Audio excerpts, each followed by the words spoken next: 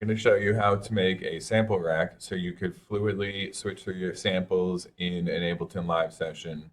So what you want to do is I have all my fat snares here. I'm going to go ahead and I'm going to select all of them. You can select up to 128. I dragged and dropped them to an audio channel. The MIDI channel here, I'm going to put a sampler on the MIDI channel. Now that you've done that, you want to make sure your create fades on clip edges is off. So you go into record, create fades turned off. And then in order to get the transient as clean as possible, you want to just do this to all of them, all of your little samples here.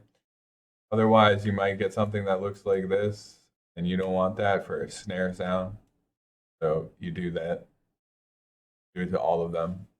Then after you do that to all of them, you join them with Control J. So I'm doing that now.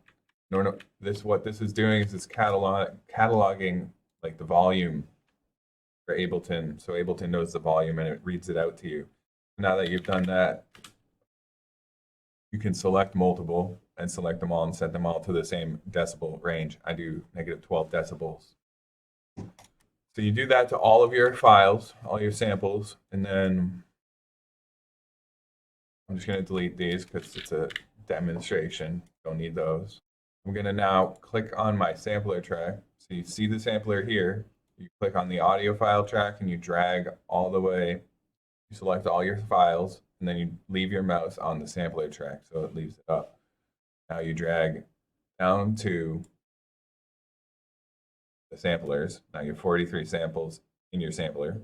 And in order to be able to scroll through them, click on the sampler, press Control G, and that will bring it and it'll group it. You click this menu to get the macro knobs here.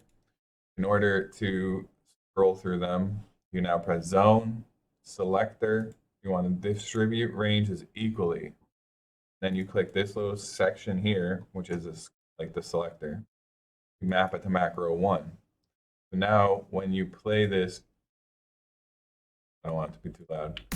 Now when you play this, you can scroll through all your different samples. Okay, so why you would want to have your samples in racks that you can scroll through them. See, I have all mine set up. I have closed hat, loose hat, open hat, muted hats, crashes, rides. Those are all my symbols.